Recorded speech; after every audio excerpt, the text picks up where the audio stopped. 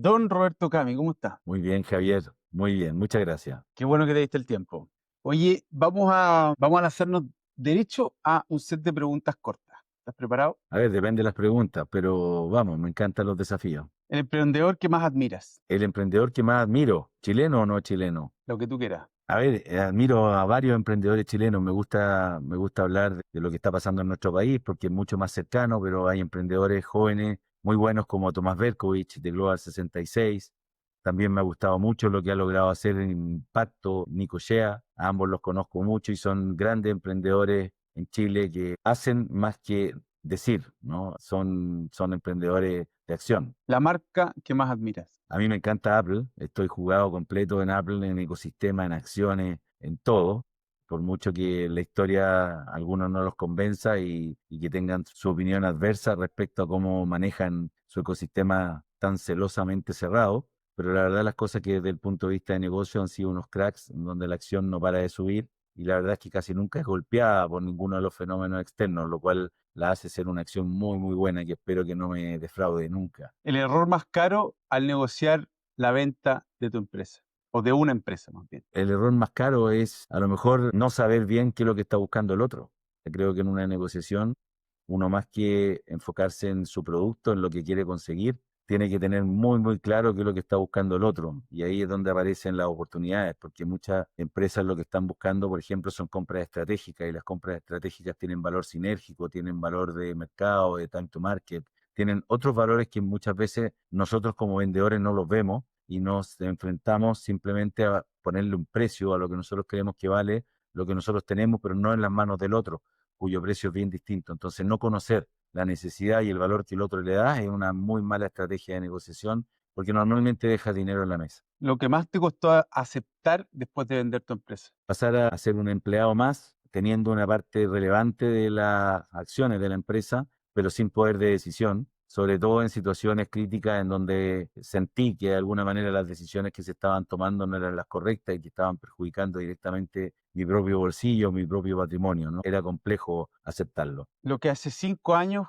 estabas convencido y hoy día crees que es una estupidez. Sigo convencido en el valor del emprendimiento, sigo apoyando a emprendedores, sigo apoyando empresas a través de directorios, a través de inversiones o a través de comités de advisory. Pero hoy día creo que mi rol es distinto al que yo pensé que podía seguir teniendo, que era estar a la cabeza de una startup o de un emprendimiento. Yo creo que se requiere hoy día gente con nuevas ideas, gente joven, con más energía y siento que el valor de las canas, que hablábamos hace un rato de mis canas, aportan mucho más apoyando a los emprendedores jóvenes que estando yo al frente. Lo más difícil de delegar. Sentir de que el otro va a hacerlo igual de bien que tú, básicamente es la confianza. Lo más difícil de delegar es tener confianza.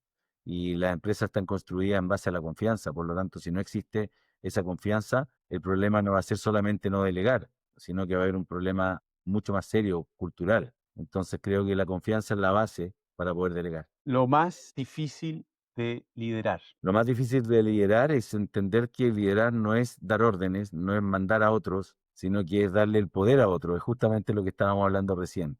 Delegar es motivar a otros y tener la capacidad de entregarle el poder para que los otros ejecuten con tu liderazgo, valga la redundancia, o con de alguna manera tus lineamientos. Pero son los otros los que tienen que movilizarse con tu liderazgo. No es una obligación de los otros obedecerte, sino que tienen que estar automotivados y motivados por lo que tú representas como líder. La startup con más potencial. No, hay muchas, po, hay Una, muchas. cásate con Siempre, una. me voy a casar con una. Mira, hay una La startup que otra tiene, semana te casáis con otra. mira, hoy día vamos a aprovechar la noticia de esta semana, los 14 millones de dólares que levantó Nicolás Cami de Bambi, que además tenemos el mismo apellido. Yo hablé con él hace poco menos de un año, tuvimos un café, una reunión, y una de las cosas que yo le dije fue que había muchísimo potencial, pero que había una ventana de oportunidad muy chica. Por lo tanto, si esa ventana de oportunidad no se aprovechaba, probablemente se iba a perder la oportunidad. Y creo que lo está haciendo bien, se fue a México, no por lo que yo le dije, sino porque estaba dentro de los planes y lo está haciendo muy bien porque está avanzando a la velocidad que se requería para que esa oportunidad se pudiera concretar y creo que lo está haciendo bien, así que le creo mucho. ¿Eres dueño de una empresa que factura más de $1 millón al año? En Ventex tenemos grupos de pares empresarios que se reúnen a pensar mejor y decidir con perspectiva. todo guiado por ex CEOs y directores con más de 25 años de experiencia. Aplica en Ventix.cl. Te esperamos. Oye, vamos a tu historia. Dale, vamos. ¿Cuál es tu primera venta en tu vida? Ah, mira, mi primera venta la vida la cuento en mi libro, Piensa al revés.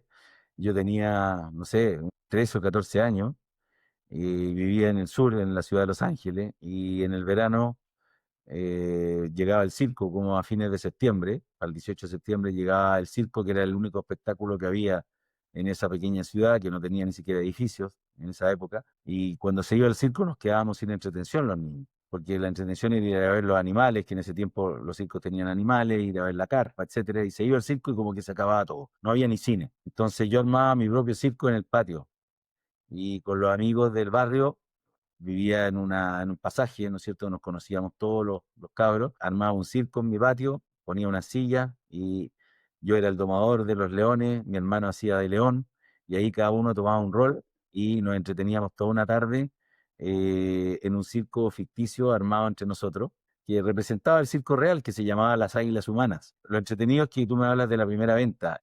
Obviamente no vendía entradas para ese circo, pero convocaba. Y el hecho de que llegaran los amigos del barrio a ver ese circo improvisado, bien penca, era una venta, una idea. Entonces, para mí, mirando retrospectivamente, porque nunca lo vi así cuando niño, lo vi mucho después, ese fue mi primera venta, haber podido liderar algo que atrajo la atención de otros y que pagaron por ello. ¿Y cómo pagaron? Pagaron con su tiempo, y que es una forma bastante cara de pagar las cosas, entendiendo que es lo único que tenemos finito. Así que esa fue mi primera venta y lo describo muy bien en el libro, en un capítulo que se llama Mi primer circo. Había armado harto circo, ¿ah? Sí, sí, después le llamé a todos los demás circos, pero básicamente era porque creo que tenés que pasarla bien mientras estáis en emprendimiento. Si no, ¿para qué? Vamos un poco, justo antes de partir Map City.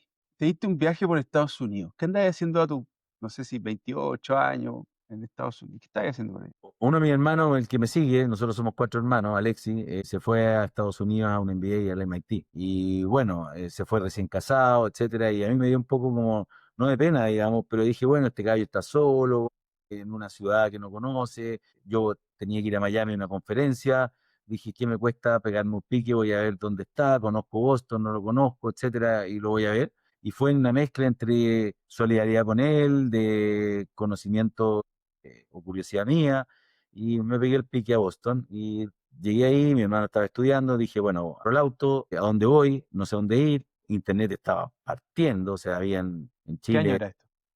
el año 1997, o sea, si tú buscas las estadísticas de la penetración de internet, o sea, deben haber tenido unos decenas de miles de personas en Chile y casi todo a través de la oficina, no en las casas.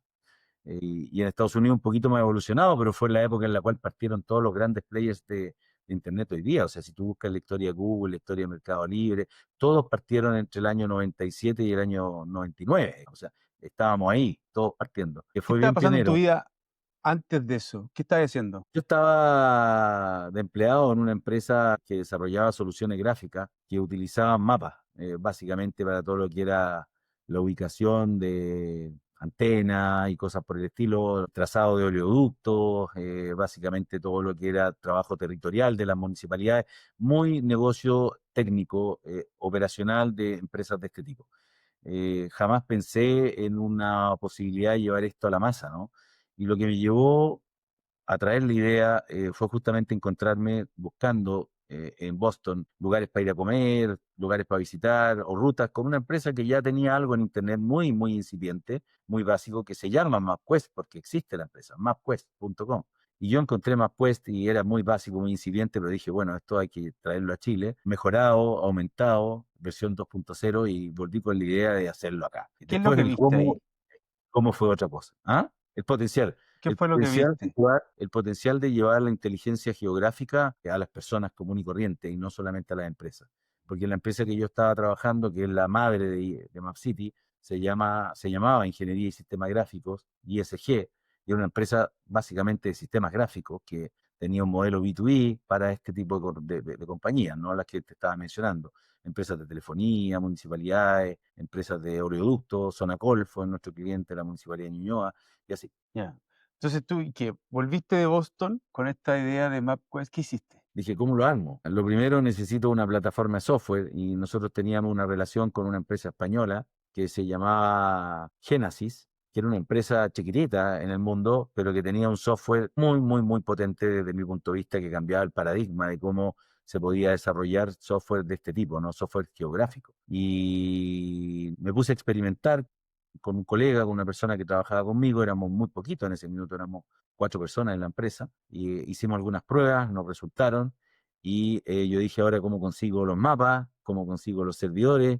Bueno, colaboración, le tocamos la puerta al servicio aerofotogramétrico de la Fuerza Aérea, que tenía algunos mapas hechos muy, muy básicos de Santiago particularmente, y le dijimos, ¿te quieres subir a este proyecto? Pásame tus mapas, te pago un porcentaje de lo que reditúe esto. Pues me fui a DICOM que tenía grandes servidores, y dije, bueno, ¿qué tal si ponemos nuestra plataforma en los servidores de ustedes? Nos dijeron que bueno, al año nos echaron, porque el negocio no anduvo y ellos no entendían nada y dijeron váyanse de aquí, con una carta que nos dio poco plazo para sacar las cosas. Todo eso yo lo cuento, por si acaso en el libro, pero que fue parte de una historia muy linda, porque pudimos partir gracias a que yo creí mucho en que existía la colaboración, la alianza. Esto no hubiese funcionado si no era con alianza. Después de esa alianza se rompieron por las razones que estoy mencionando. Hubo que buscar otras alternativas para mantener el proyecto vivo y así. O sea, todos los emprendimientos que parecen exitosos, la punta del iceberg, el éxito, no se ve lo que hay hacia abajo, y todos los proyectos tienen sus bemoles y sus historias de casi fracasé, me quedé sin plata, tuve que hipotecar esto, tuve que hacer esto otro, y creo que esas son las cosas bonitas, ¿no? Que es el camino de emprender. Y por eso es que te digo que se requiere fuerza, resiliencia, se requiere juventud para estar dispuesto a todas esas cosas, pero es muy lindo el camino que se recorre, porque se aprende mucho. Oye, pero espérate, tú estás ahí siendo ejecutivo de esta empresa, eres empleado, habías hecho carrera ahí. ¿Cómo diste el salto? Yo ya estaba de gerente general, yo ya estaba Ah, de ya gerente estás de general gerente. porque esta empresa cuando parte, que parte el año 1994, yo parto como ejecutivo efectivamente, al año 96 se toma la decisión casi de cerrar la empresa porque no le iba bien a Ingeniería y Sistemas Gráficos, ¿no? Y los socios deciden, en vez de cerrarla, quedarse con el mínimo común denominador. Digo, ¿quién podía hacerlas todas al mínimo costo? Como mantener a un moribundo con oxígeno solamente, y ese era yo. Yo tenía habilidades comerciales, si bien no era el gerente general, era capaz de vender y tenía los conocimientos técnicos. Entonces dijeron, bueno, ¿quién es la persona que reúne la mayor cantidad de competencias para que se quede solo? Tratando de ver si es que este muerto vive, y fui yo. Entonces me quedé solo con un ingeniero, todas las demás personas, éramos como 14, las despidieron, incluido el gerente general, y logré revivir a esa empresa de ingeniería y sistema gráfico como el ave fénix. Entonces yo ya era gerente general, logré algunos negocios buenos, en la licitación de la telefonía móvil, del PCS, del Personal Communication System, de todo lo que era la movilidad que venía luego a ser parte de la historia, y las compañías necesitaban mucho análisis geográfico para ver dónde instalaban antenas, ¿no? Y nosotros en ese minuto era lo que sabíamos hacer. Se llegaron a tocar la puerta a mi oficina, Ericsson, empresa sueca, Nortel, Telecom, empresa norteamericana, que eran los que estaban detrás de estas grandes licitaciones que se estaban haciendo de la Subtel, de la Subsecretaría de Telecomunicaciones. Y necesitaban apoyarse con tecnología y con análisis geográfico. Y yo les di el análisis geográfico a prácticamente todos los que postularon a la telefonía móvil en ese minuto, a Entel, a estas compañías internacionales, y gané contratos que para esa época eran muy importantes, de cientos de miles de dólares, que me dieron caja para mucho tiempo y me permitieron jugar o soñar con hacer cosas que no sabíamos muy bien hacia dónde iban a llegar, pero que requerían un grado de inversión, como por ejemplo crear MapCity. Entonces esto sale como de un spin-off de una empresa media moribunda, tú tomás el liderazgo de ese spin-off y que quedaste con equity, ¿cómo fuiste No, agarrando ahí? equity inicial que yo obtuve me lo dieron los socios como en pago, en retribución, por este Ya, riesgo y por esta oportunidad que yo estaba generando, ya. que a los 30 años yo podría haber decidido emplearme por mucho más dinero y con mucho mejores condiciones y mucho más glamour en alguna corporación, y decidí apostar, ¿no? Decidí quedarme. Entonces yo creo que esto fue como al final parte de las acciones, fue un regalo, no fue mucho, pero fue el puntapié inicial para sentirme socio, para sentirme parte, y después yo fui comprando más, y ahí particularmente se fueron desembarcando otros socios por distintas razones, otros intereses, y yo fui tomando más posición, y la verdad es que yo era el único que trabajaba en la empresa, los demás eran socios pasivos, así que finalmente terminé como founder, ¿no? O sea, el primer como gran momento fue haber agarrado a estos Ericsson, a estos Entel y poder vender. ¿Y qué era exactamente lo que qué prestabas? Y él decir, ayúdame a entender Como lo que tú servicio, vas a olvidar. mira, Subtel llamó a licitación para todo lo que era la telefonía celular, que no existía todavía. Era una idea, ¿no? La telefonía celular, y dijo, bueno, vamos a poner telefonía celular, los que quieran participar de las licitaciones de banda, ¿no es cierto? Acuérdate que las frecuencias se licitan, tienen que indicar cómo van a desplegar su red. Y su red son básicamente las antenas, qué cobertura van a entregar, cuáles son los costos, cuántas antenas, y ahí hay que ser eficiente. Entonces necesitas entender la geografía, o sea, es distinto poner una antena en el valle que ponerla arriba de un cerro que ilumina todo. Ya. Entonces necesitas hacer análisis geográfico para desplegar óptimamente las antenas que tengan el mínimo costo, la mayor cobertura, y ahí nosotros hicimos un modelamiento en 3 dimensiones, y lo que nosotros le vendíamos a estas compañías, que se las vendimos a todos los que participaron en la licitación, si fue increíble. O sea, en un plazo de meses, de 3, 4 meses, nosotros nos veíamos negociando con las 3 grandes compañías de telefonía celular que estaban postulando a la Subtel en proyectos de gran envergadura, con las patas y el buche, como se dice. O sea, realmente tirándonos a una piscina con poca agua, y fue mis primeras trasnochadas con pizza, con el ingeniero con el que me quedé día tras noche para generar estos modelos tridimensionales que les permitieran a ellos procesar su antena, ¿no es cierto?, y posicionar su antena para después entregar las propuestas a la Subtel. Ya, o sea, en resumen, tú Fue le una parte. entregáis como el mapa digital donde ellos decían, mira, vamos a ponerlo acá. Tú le Yo das les el daba modelo el para que ellos modelo tridimensional del mapa digital. Ya. O sea, Y no ese modelo solamente le servía a todo. ese modelo era el Entonces, mismo para todos. Entonces, básicamente era entregarle tomar el la 3D, maqueta y vendérsela al de al lado. 3D de Chile. Entonces ellos con sus propias herramientas, ya más de telefonía, tomaban como insumo el 3D de Chile y decían, a ver, ¿dónde tengo que desplegar, dadas las condiciones de la antena, etcétera, para ser óptimo en cobertura y costo eficiente? Ya. Entonces, yo era el insumo básico para participar en la licitación. O sea, de hecho, una exigencia era tener estos modelos digitales. Entonces, yo era el proveedor único casi de estos modelos. Entonces te sentías este rockstar que habéis cerrado en pocos meses tremendos contratos, habéis podido encontrar un nicho donde tu producto servía. ¿Cuál fue el siguiente obstáculo que te tocó? O sea, con eso yo tuve caja. O sea, lo primero es que llegó la tranquilidad.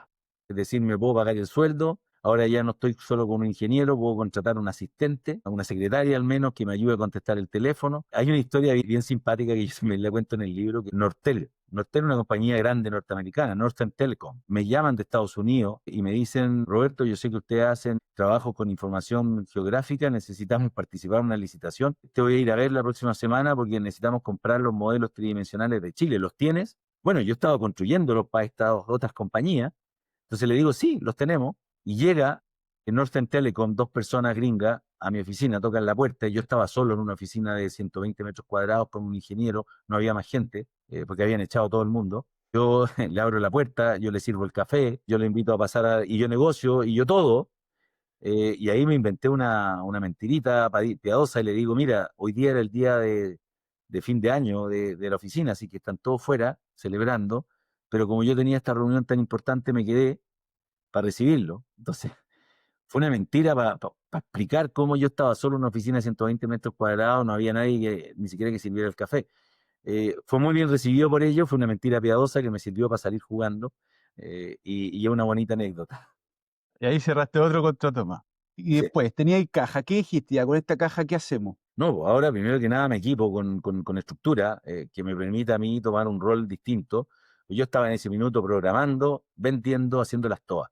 Entonces contraté un par de personas, contraté un asistente, etcétera, y ahí la empresa empezó a tener tracción, empezó a desarrollarse. Con esta caja yo tenía tranquilidad, y al poco tiempo, digamos, el año siguiente vino este viaje, del cual tú estabas haciendo mención.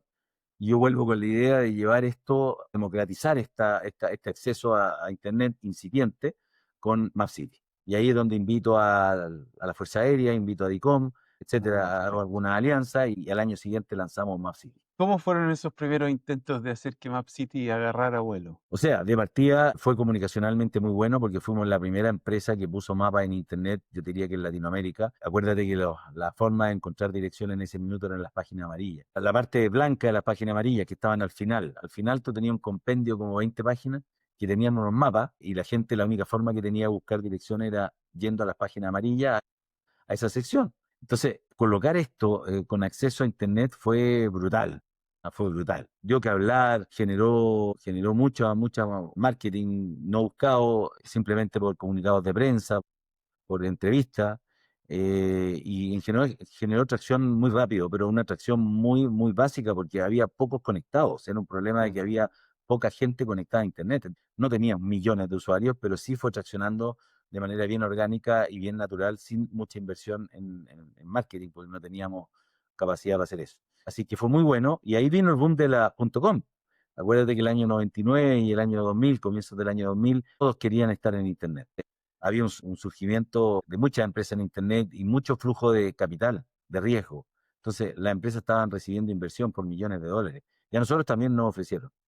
¿Sí? ¿Cómo fue eso? Nos tocó la puerta, entre otras empresas, la más emblemática que nos tocó la puerta fue Intel.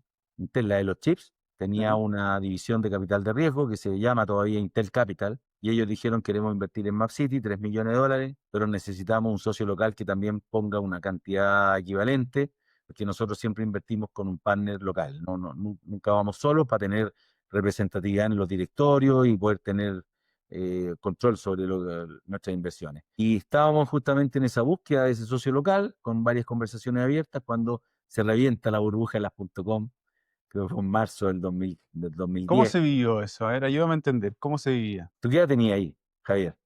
Mil 10. tenía 7, 8. ¿Sabes de qué estoy hablando? Una industria que estaba floreciente, con un crecimiento exponencial, donde las acciones, tú ponías ahí 2 pesos hoy día y lo multiplicabas por 5 en un mes, en las empresas que estaban en la bolsa. Era como meter plata y hacerte rico. Era como el sueño del pibe, digamos, el sueño americano. Todo volaba, todo crecía a tasa impresionante, exponencialmente. Todos querían invertir ahí y había flujos de capital impresionantes. Las micros, que en ese minuto eran las micros amarillas, estaban todas tapizadas de puras empresas.com. O sea, tú veías que se estaba gastando una cantidad de dinero en marketing absurdo, y todo era inflar globo, ¿no? Porque esto en algún minuto va a ser grande.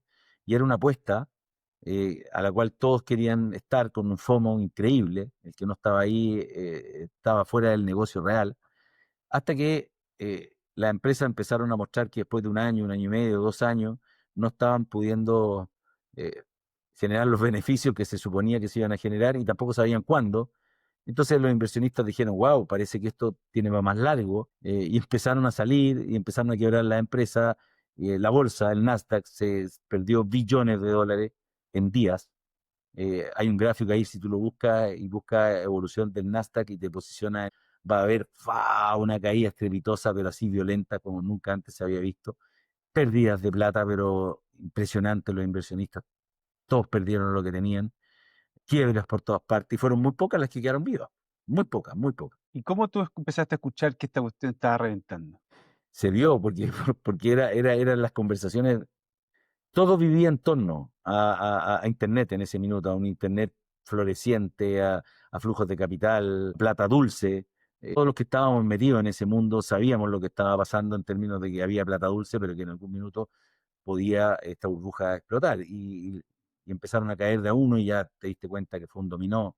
Cayeron todos, quedaron muy pocos vivos. Yo quedé vivo habiendo estado en ese negocio, básicamente porque yo creo que no conseguí, o no había conseguido todavía ese socio local para haber recibido esta inversión de 3 millones de dólares. Yo creo que si yo recibo la inversión de 3 millones de dólares, que no llegó nunca, probablemente también hubiese muerto en el camino. Porque básicamente los inversionistas lo que pedían era que tú escalaras muy rápido, que tú crecieras muy rápido. Entonces, la obligación desde un país como Chile era irte a otros mercados. Lo que hubiesen hecho esos 3 millones de dólares es decir: ok, ahora tienes 3 millones de dólares, abre oficina en Miami, abre oficina contrata gente, o sea, escala, ¿no? Y me hubiese gastado los 3 millones de dólares, me lo hubiese quemado en semanas, en meses, y después hubiese dicho: y ahora, chao. No alcanzamos a recibir esa inyección. Y yo creo que eso O fue sea, bueno. seguiste pobre nomás, dijiste ya, ¿cómo lo hago? Seguí pobre, con un crecimiento que tenía que ser orgánico, como normalmente uno espera que crezca la empresa, y de alguna manera la historia se volvió a repetir hace un par de años. No Claro. de la misma manera, pero también había una burbuja, también hubo sequía de capital de riesgo, también hubo despidos masivos hace 2, 3 años. Entonces, de alguna manera la historia se vuelve a repetir, como que no aprendemos, ¿no? Ayúdame a entender. Tú ibas con tus licitaciones, ibas vendiendo a todo el flaco que tenía interés en las licitaciones, le metías el cuento, después invertiste en este software que te permitía tener tus mapas, recibiste muy buena publicidad gratis, pero ¿y el modelo de negocio cuál era? Todavía no estaba, po. Todavía no estaba, porque cuando revienta la burbuja, que teníamos obviamente el mismo modelo de negocio que todas las empresas de Internet, vamos a vender publicidad sobre los mapas. O sea, todo el mundo estaba apostando al mismo modelo, si eso era lo más entretenido. Todas las empresas de la época basaban sus modelos en publicidad. Entonces tú decías, bueno, pero no hay tanta plata en publicidad, po. O algunos se la van a llevar, otros no. Y ahí es donde Google tomó el control de ese negocio particularmente. O sea, el negocio publicitario, todos sabemos que al final lo capturó Google en un gran porcentaje, y ellos supieron capitalizar eso que todos creíamos que iba a alcanzar para todas las empresas. Al final no fue así, y las que no pudieron murieron, y hay otras que fueron en otros modelos, ¿no? En un negocio del contenido, suscripciones, que hoy día lo que muchas de esas empresas no lo veían en su minuto, pero que al final tuvieron que monetizar de otra forma. Y en el caso nuestro nos pasó lo mismo, alcanzamos a tener publicidad en los mapas, muchas empresas hicieron publicidad, pero eso no daba para sostener la compañía. Y ahí nos fuimos a una vertical que creamos con un concepto nuevo que no existía en ese minuto, que nosotros le llamamos o acuñamos el término GeoBusiness. GeoBusiness es haz negocio usando mapas, o sea, utiliza los mapas para ser más inteligente en tus decisiones, inteligencia comercial. O sea, Y volviste a lo mismo, básicamente, volviste para volvimos a atrás. lo mismo con una pequeña diferencia. Si nosotros estábamos orientados al B2B más técnico, municipalidades, empresas de telecomunicaciones, empresas más de ingeniería, nos fuimos a las empresas de consumo masivo, a las empresas que tenían grandes cantidades de clientes, como por ejemplo los bancos, como por ejemplo los retailers, los tipos Falabella, los tipos Ripley, a ese tipo de compañías, a las que tenían muchos tarjetavientes, por así decirlo, ¿no? O muchos consumidores.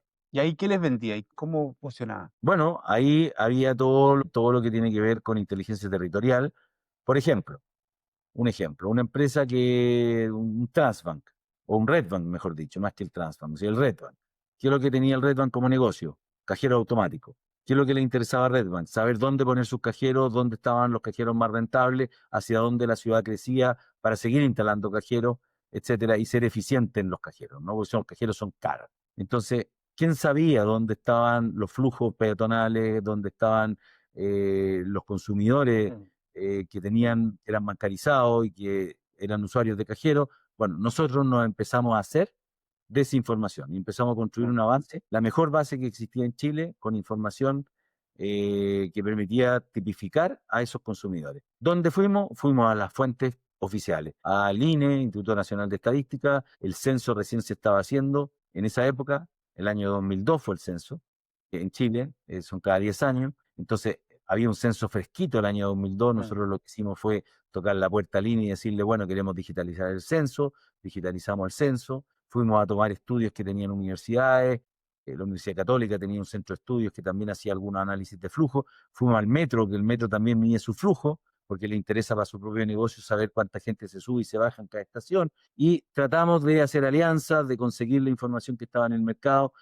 Todo lo que podíamos conseguir lo estandarizábamos, lo subíamos a nuestros mapas y teníamos unas fuentes de datos muy, muy ricas en valor, que eran un insumo súper valioso, por ejemplo, para un Falabella, para decir dónde abrir nuevas tiendas, dónde ir a hacer marketing dirigido, dónde están sus consumidores, de dónde vienen y qué perfiles tienen, como para hacer un mix de oferta adecuado a ese consumidor. O sea, había mucho por donde picar cuando tú tenías información de calidad y tenías capacidad analítica profunda, ¿no? O sea, Nosotros lo teníamos que tú hacías era vender o arrendar esta base de datos y o agregarle una capa de análisis para darte el reporte de dónde, qué es lo que tenés que hacer en sí, función de más que esto. arrendar la capa de datos, nosotros arrendábamos la capacidad de análisis sobre esos datos. Y eso era como un fee, era por proyecto, era como una... Era un fee mensual en Ya. una plataforma que habíamos desarrollado. Algunos no querían la plataforma, querían solo los datos. También teníamos algunos modelos en donde les Bien. provisionábamos solamente los datos.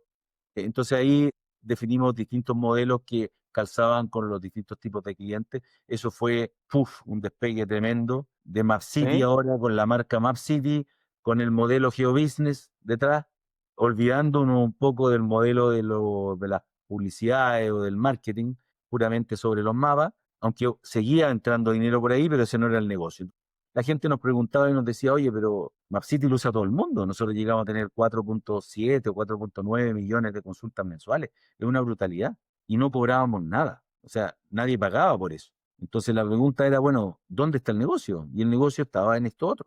¿Y de cuándo a cuánto, en cuánto tiempo y cuánto creciste? Ayúdame a entender las dimensiones del negocio de ese salto. Los crecimientos fueron acelerados, bien exponenciales, tanto por el lado B2C, en términos de poder tener más usuarios en la plataforma y tener clientes por el otro lado que pagaban por estos análisis de GeoBusiness o por esta data, ¿no? Entonces nosotros íbamos como en paralelo generando marca, porque MapCity al final fue la mejor estrategia de marketing que pudimos haber desarrollado. Si tú me preguntas a mí, yo lo dije en su momento, para nosotros MapCity, en el B2C, en la consulta de usuario final, era básicamente invertir en marketing. Porque ese usuario final era también el gerente de marketing que me contrataba a los otros servicios. Nosotros empezamos a poner en el B2C cosas del B2B, como diciéndome, ¿quieres entender un poquito cómo está distribuida la gente? Puedes consultar en MapCity, gratis. Entonces venía un gerente de marketing de una empresa Target para nuestro modelo B2B que consultaba y decía, oh, aquí se puede mirar tráfico, aquí se puede mirar censo, aquí se puede mirar flujo vehicular o flujo peatonal. Entonces decían, ¿qué pasaría si esto yo lo uso combinado con la data de mi empresa? Tengo un valor gigante. Entonces ese mismo usuario final que consultaba gratis se daba cuenta del valor que tenía para su empresa que nosotros pudiésemos darle servicio. Entonces, al final hicimos ahí una estrategia de marketing hacia el B2C que nos trapacijaba el negocio del B2B. Entonces, fueron como creciendo en paralelo, ¿no? ¿Cuánto estabas vendiendo antes de ese boom y cuánto terminaste vendiendo más o menos? Una empresa que vendía unos pocos millones de dólares, no era de cientos de millones de dólares, era unos pocos millones de dólares, pero yo siempre fui a raíz de estas experiencias de escasez, ¿no? Cuando quedé solo como y me tuve que hacer de la gerencia general, esta historia que te contaba de que casi se cierra la empresa madre, luego esta escasez de nuevo cuando teníamos tanta plata porque venían inversionistas a poner plata y nos damos cuenta que todo era un bluff o que todo era una burbuja. Esas historias de escasez me marcaron. Entonces yo dije, bueno, ahora mantengamos el negocio chiquitito, controlado, vamos creciendo orgánico, no nos creamos los cuentos tan rápido.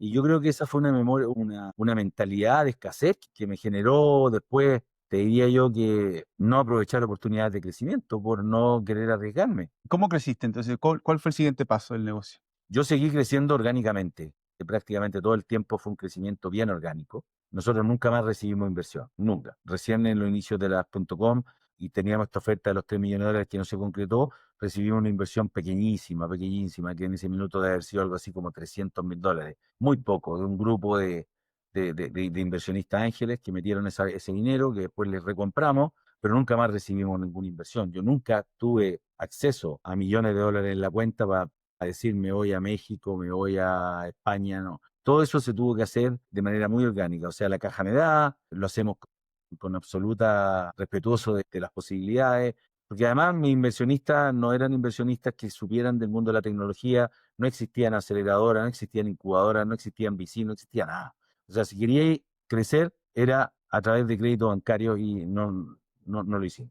¿Y entonces qué? ¿Te mantuviste en Chile? ¿Abriste otro mercado? ¿Cómo lo hiciste? Abrimos Perú, pero muy chiquitito. Uno de mis colaboradores, el que yo creí que tenía la posibilidad de ser cabeza de Perú, lo acompañé en un viaje a Perú, arrendamos un Airbnb y empezamos a tocar puertas. Y él se fue para allá durante 2 años, cabro soltero, quiso tomar el riesgo y El practicante, llamaste al practicante y lo mandaste a Perú. nos fuimos a Perú, abrimos Perú.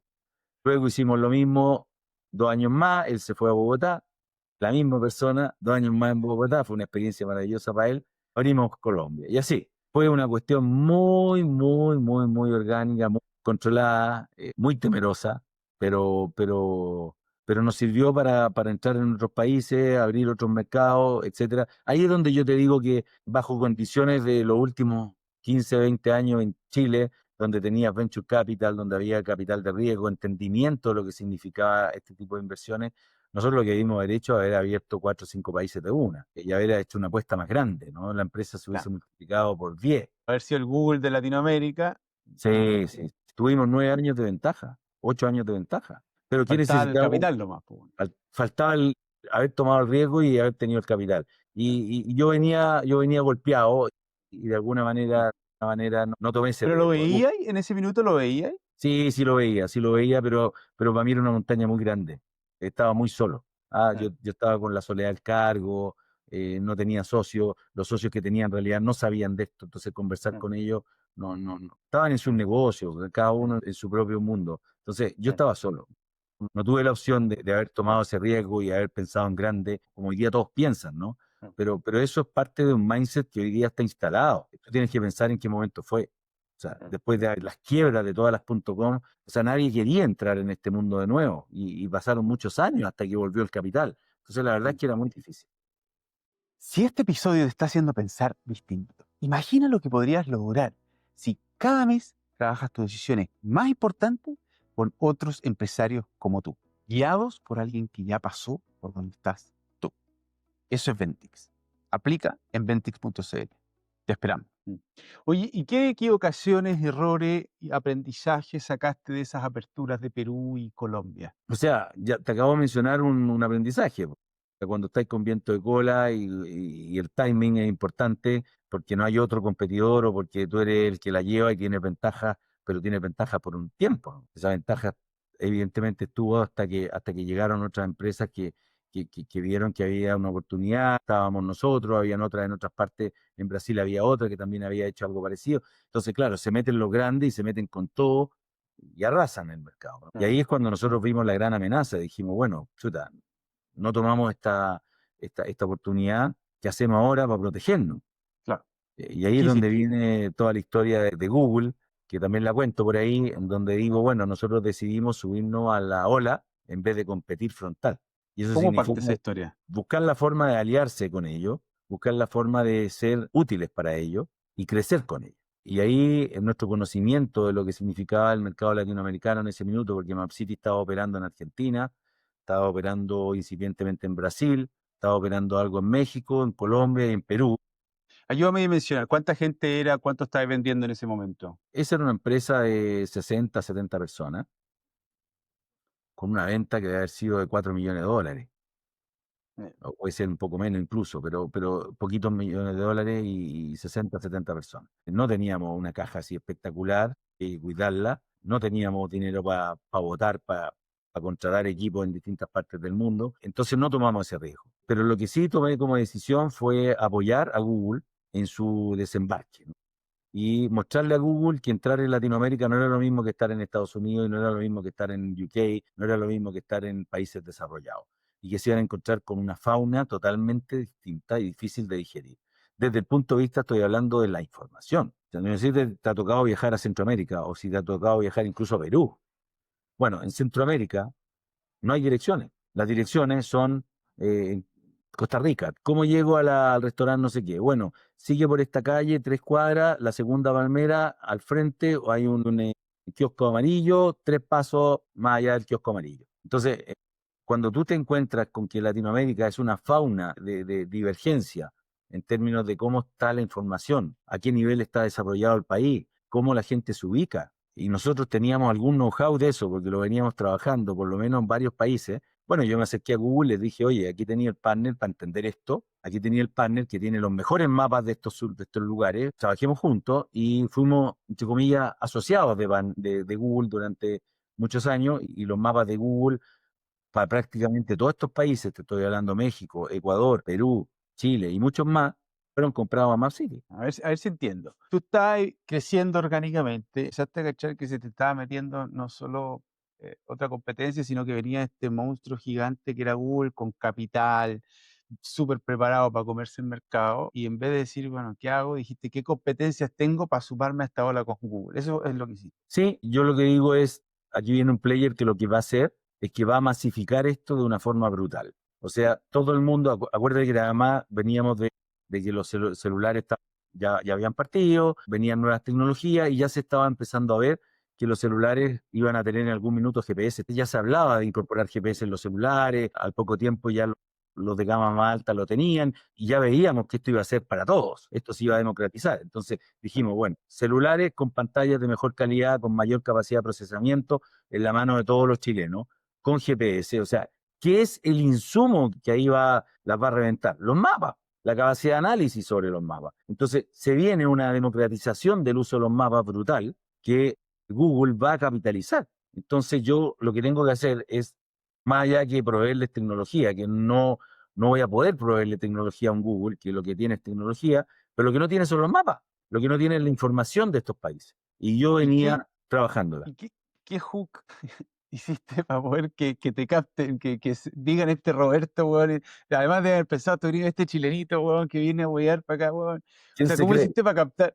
Claro, ¿por qué te atendieron? Oye, yo tengo una foto y yo me pegué un pique a San Francisco y fui a los headquarters de Google, al Googleplex que se llama. Primero por curiosidad de conocer esta mega universidad, porque es como un campus universitario, y porque tenía curiosidad de conocerlo. Me pegué un pique como turístico y dije, voy a tratar de hablar con alguien aquí. Obviamente no llegué a nadie. Me traje bonitos recuerdos y cosas souvenirs y me saqué mi foto en el cartel de Google, pero no hice mucho más que eso y volví con el rabo entre las piernas. Y luego dije, bueno, esta cosa no la voy a hacer viajando a Google, a menos que tenga el contacto, pero debe haber alguien que está mirando Latinoamérica. Y me encontré con un gringuito, con un estadounidense que estaba basado en Argentina, que sí estaba mirando Latinoamérica, y le escribí y le dije, mira, en ese minuto, un mail de haber sido, me conseguí el correo, las redes sociales todavía no estaban como están hoy día, no era tan fácil como agarrar el LinkedIn y escribirle, no.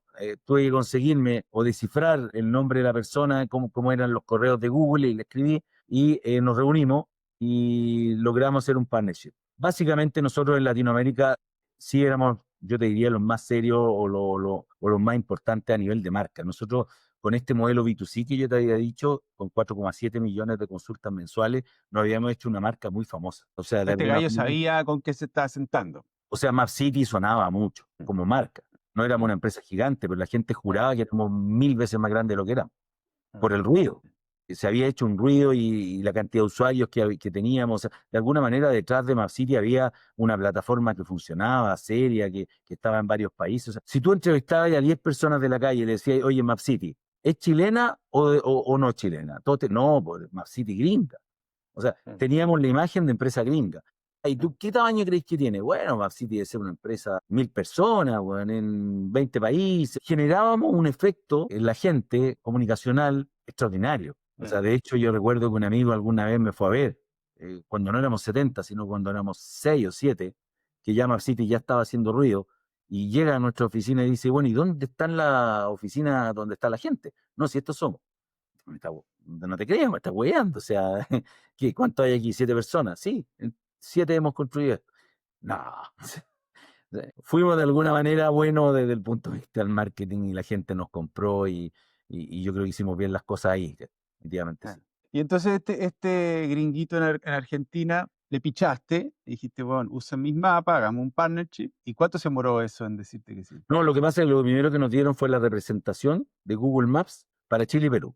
Google Maps Ah, es bueno, una hazte cargo plataforma. del problema, te dijeron, toma, ahí tení. Mira, nosotros tenemos Google Maps. Google Maps queremos que se venda, obviamente no queremos que sea gratis. Tiene un modelo también B2B, Google Maps, o sea, tiene un modelo de suscripción, ¿no? La gente lo debe saber, porque puede hacer un montón de cosas gratis, pero el modelo pagado te permite hacer muchas más.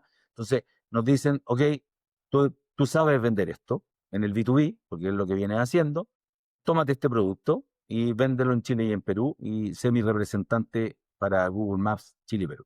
Lo primero que hice fue firmar esa carta. Eso ya me permitió tener una relación comercial con ellos, una conversación distinta y de ahí salió la oportunidad de, ok, y los mapas y esto y lo otro y te licencio los mapas, etcétera, y ahí negociamos con otra persona que todavía existe en Google, que fue el primer empleado que tuvo Google en Chile, Jim ¿Sí? Valentine.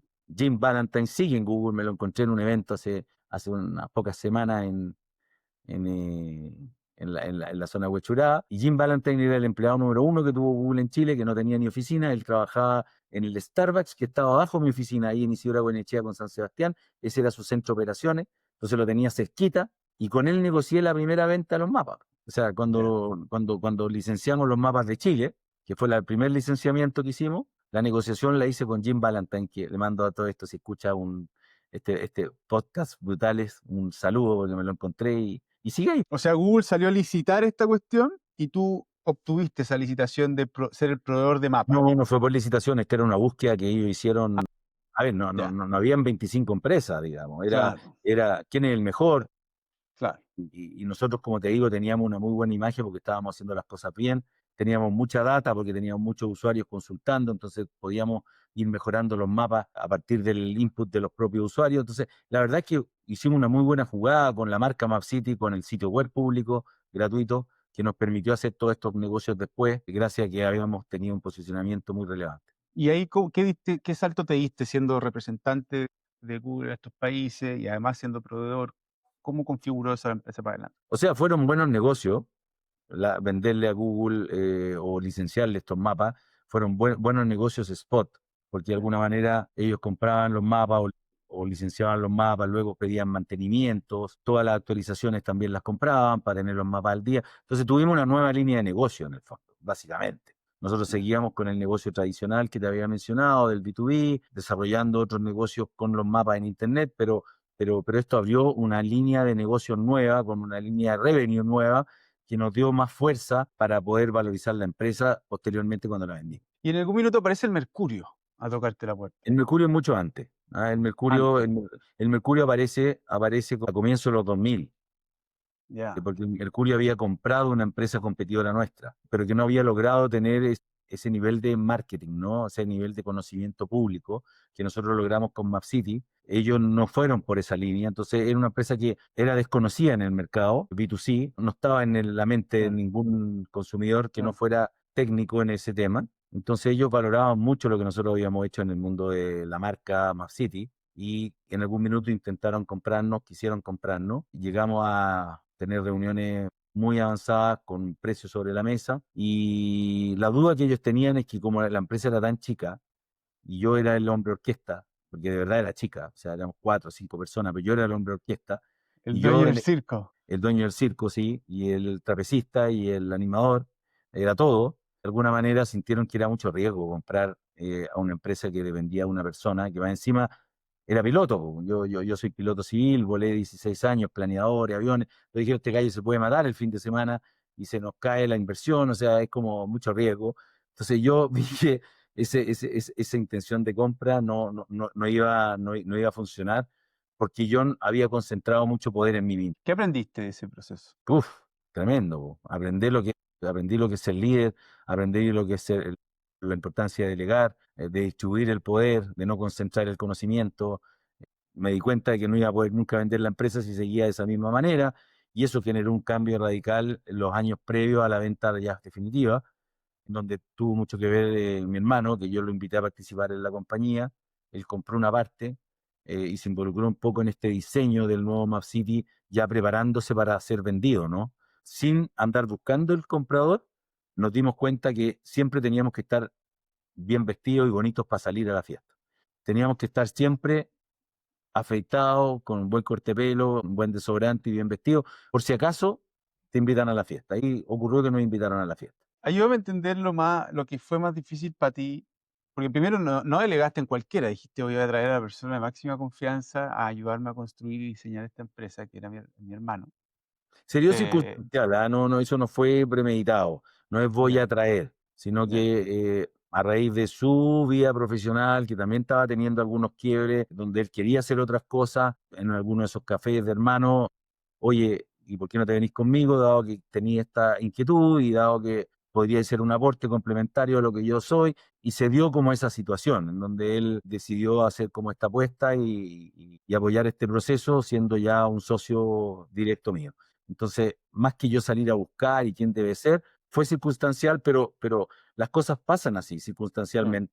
Y hay claro, gente que ve la oportunidad y hay gente que no la ve. Eso es lo que yo claro, trato de transmitirle al mundo emprendedor cuando se claro, los digo. Les digo, mire, las oportunidades están ahí dando vueltas. Lo que pasa es que hay unos que tienen lentes para verlas y otros no tienen lentes y no las ven. Entonces, las cosas van pasando circunstancialmente, muchas de ellas no buscadas, la mayoría, pero el tema es quién la ve y quién no la ve para agarrarla. Entonces, no todo es tan premeditado en la vida, no todo es lineal. Yo creo mucho en que las cosas ocurren porque tú eres una persona que está siempre inquieta buscando que ocurran las cosas, pero no necesariamente sabes cuáles son las que van a ocurrir. claro, Tú buscas una cosa y puede que se dé otra. El tema es estar en movimiento. El que está quieto y no está en búsqueda, no está haciendo networking, no está informándose, es la persona que nunca va a ver las cosas. Entonces yo te diría, mantente en movimiento, mantente haciendo networking, mantente conversando, mantente escuchando, y eso es lo que te va a generar la oportunidad. que mueve la gallina. Oye, ¿qué es lo más difícil para ti en ese minuto de, por un lado, que te digan flaco, no voy a comprar tu empresa porque eres tú y no tenés una empresa, eres tú. Eso debe ser doloroso. Segundo, tener que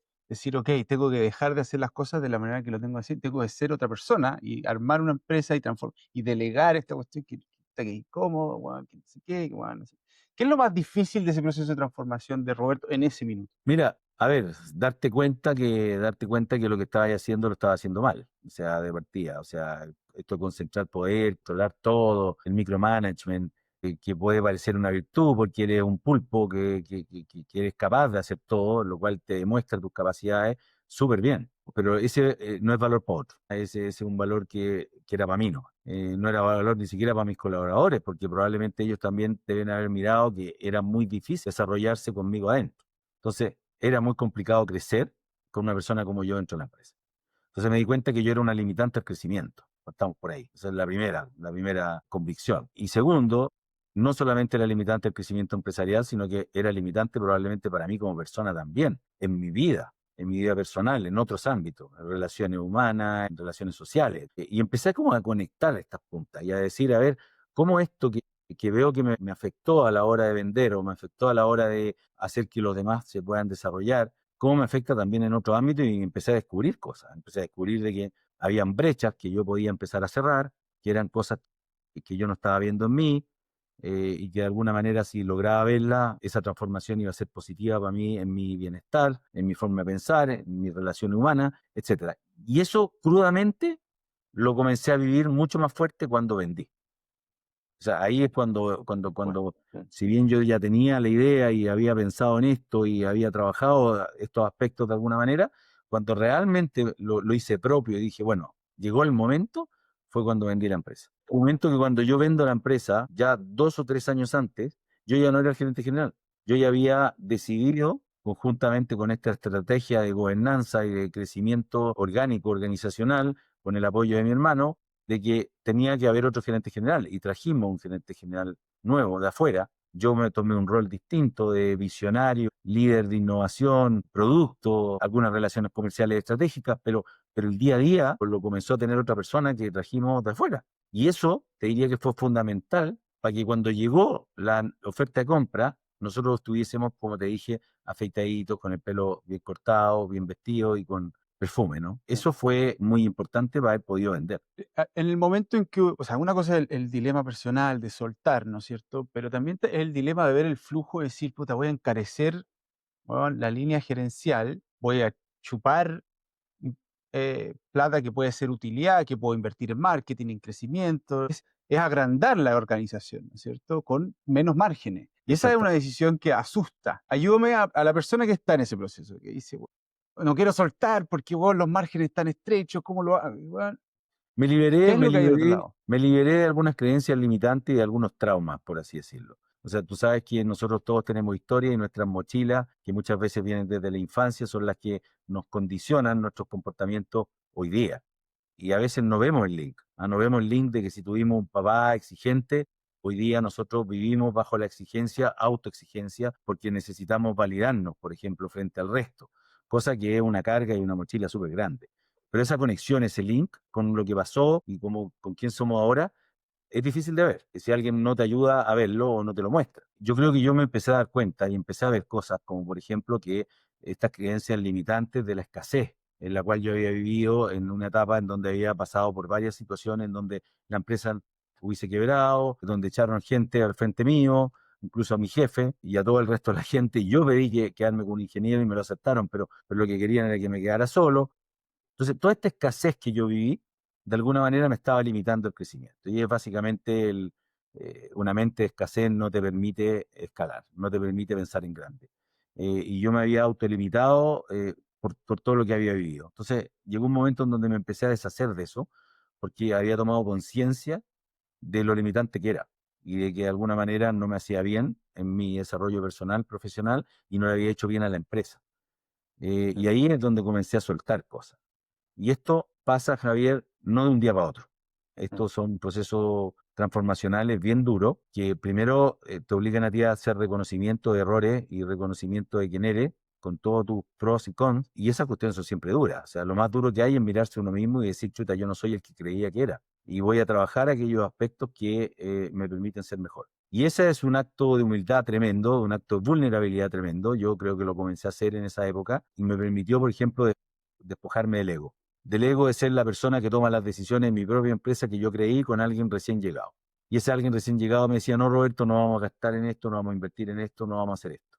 Y yo tener que tragarme mis palabras y decir, bueno, él es el gerente general, lo traje para eso, él manda. Voy a tratar de a lo mejor convencerlo de lo contrario, pero ya era una relación distinta. Y eso fue lo primero doloroso que me obligó a ponerme en mi lugar, en un lugar distinto, y aceptar esto. Pero por otro lado, comencé también a mirar cómo eso estaba colaborando a otras cosas. Yo me comía mi ego, me comía mi control, me comía mis decisiones muchas veces, pero eso estaba ayudando a que pasaran otras cosas buenas. Y cuando empiezo a mirar eso, digo, wow, esto es bueno, esto era lo que había hecho antes a lo mejor. Todas las cosas pasan por algo en el momento que pasan. Y eso nos ¿Y permitió qué tener son esas cosas buenas?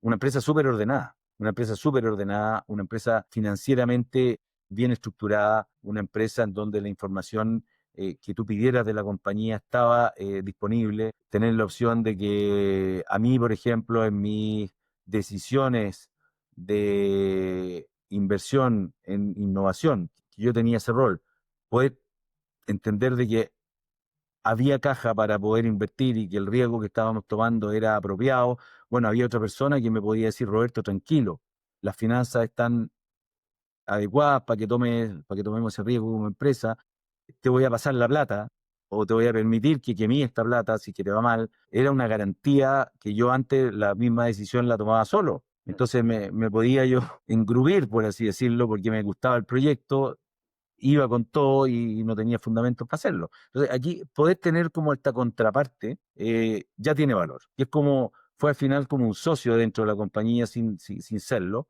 que los demás socios no estaban metidos en el negocio, eran socios pasivos, quienes no tenían la posibilidad de conversar proyectos de inversión, proyectos de este tipo estratégicos. No había mucho valor en conversarlos con ellos porque no entendían mucho del negocio o no estaban muy involucrados en, en, en, en- en- en la tendencia.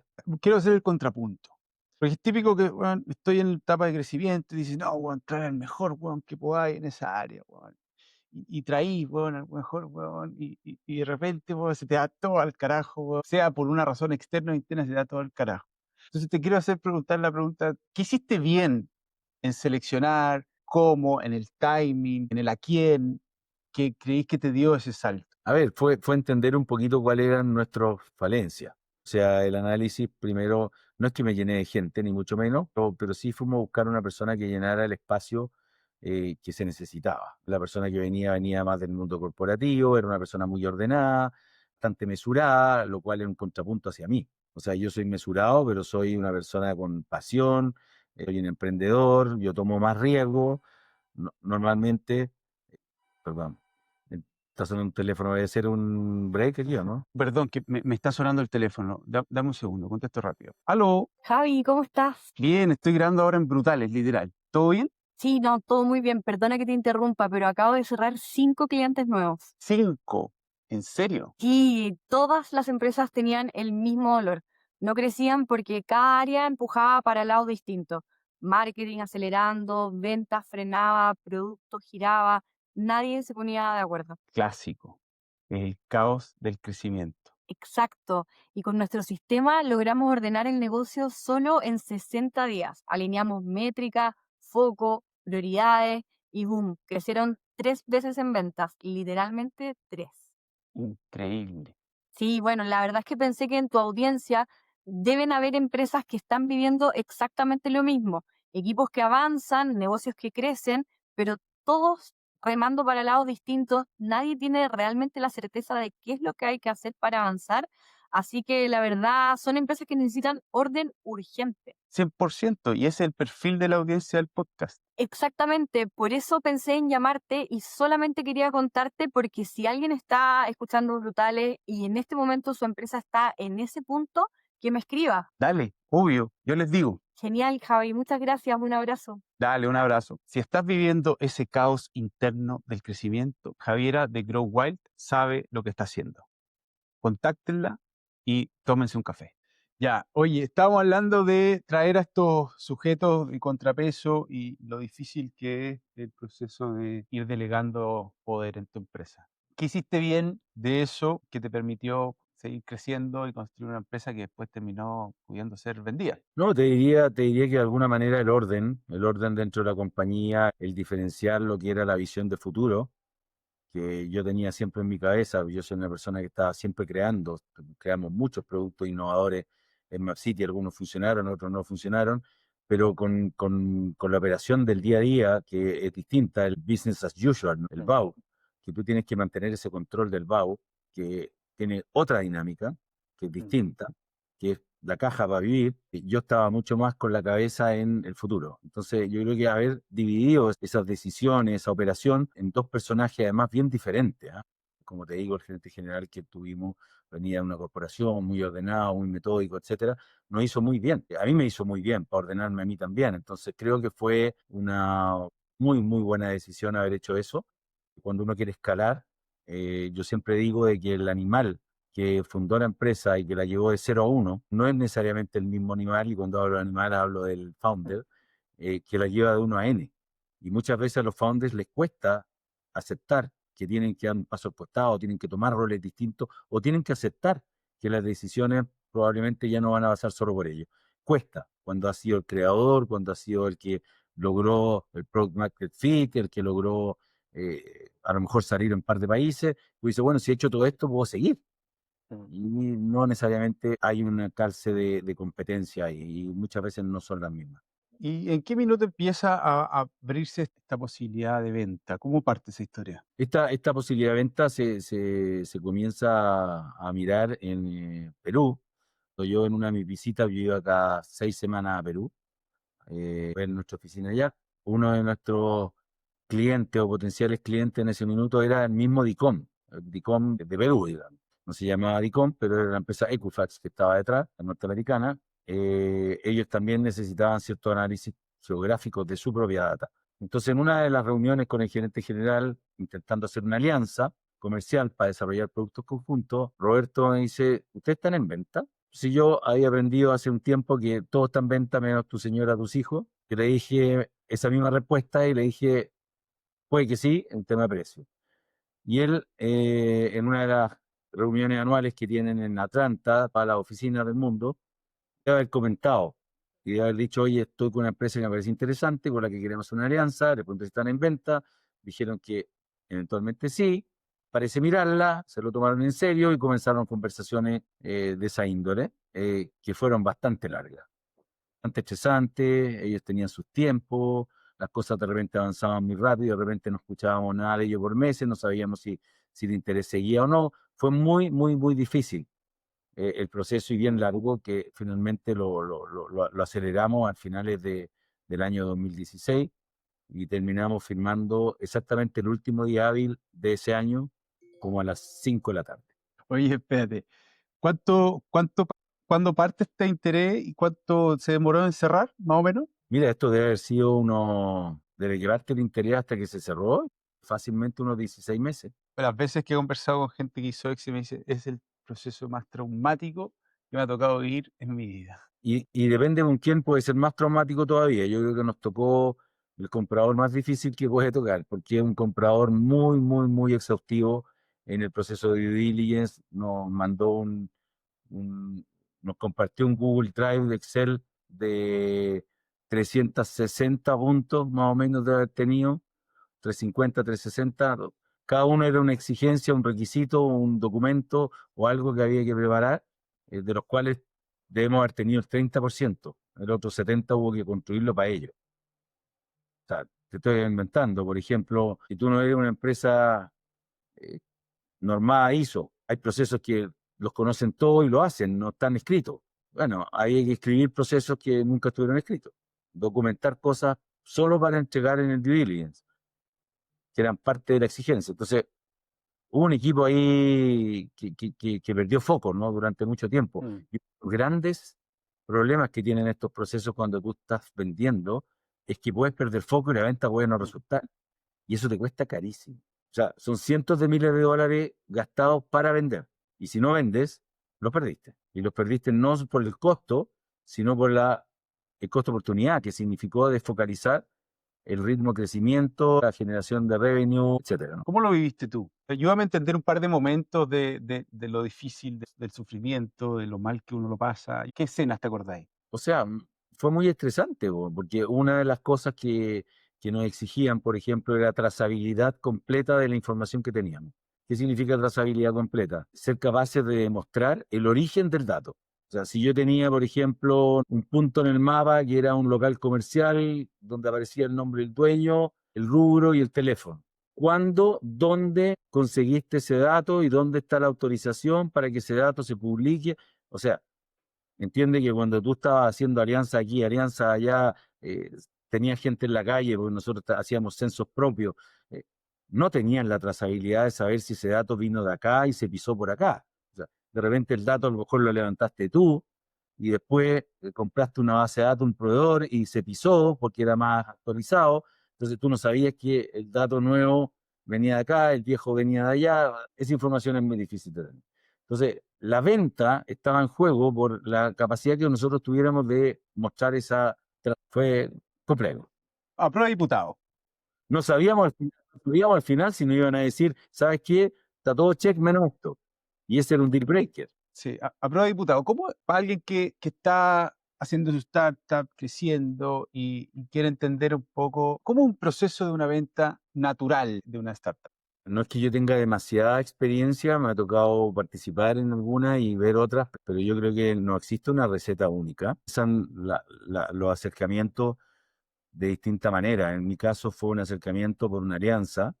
A mí me encantan ese tipo de acercamientos porque finalmente cuando tú ves que hay un fit con un comprador estratégico, que es el más interesante para mi gusto, nosotros no nos compraron tecnología de software, si bien estaba incorporado como parte de los activos, nosotros fuimos primero, antes de socios, un socio estratégico, no vinculante desde el punto de vista accionario, o sea, nosotros estábamos armando alianzas con nuestro comprador y ellos ya habían visto nuestro valor en términos reales. Entonces, la gracia de eso, cuando tú ya comienzas a trabajar con alguien que posteriormente te puede comprar, es alguien que ya vio quién eres, ya vio cómo es trabajar contigo, vio tu flexibilidad, tus capacidades y ya vio la sinergia. ¿Y por qué hablo de la sinergia? Porque muchas veces uno cree que uno tiene que vender por el valor de sus activos y uno dice, bueno, esto me costó tanto, entonces lo vendo en tanto. Y la verdad es que la mirada del otro no es solamente la compra del activo, sino que el valor sinérgico con potencial de generación de revenue futuro. Entonces, cuando tú te das cuenta de eso, el precio que tú le puedes poner a tu empresa está mucho más cerca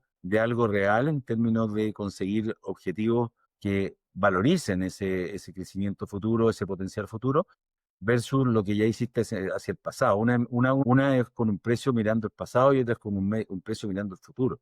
Entonces las ventas estratégicas son siempre más interesantes que las ventas no estratégicas. Y por eso te digo que los acercamientos son distintos dependiendo de a quién le vaya a vender. Hay otras empresas, hay una canadiense bien famosa que la mayoría de la gente que está en el mundo tecnológico conoce, que está comprando empresas en todo el mundo y compra por el valor del activo y su capacidad standalone, su capacidad hoy día.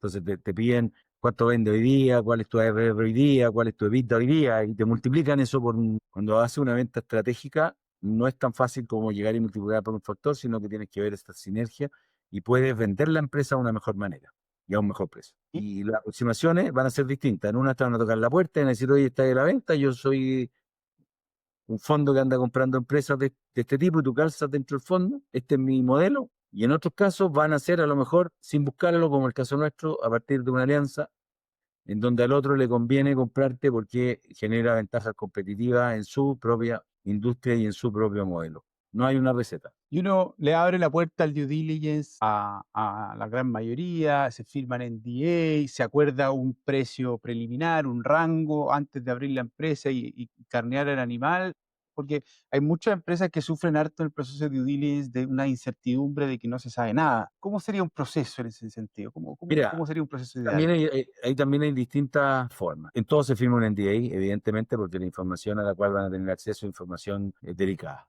La información estratégica de la empresa, los clientes, los contratos, el balance, todo. Y si una empresa cerrada, la verdad es que te estás abriendo de una manera bastante vulnerable, si es que después esa información se filtra. Así que NDA absolutamente para todo eso, NDA bastante rígido.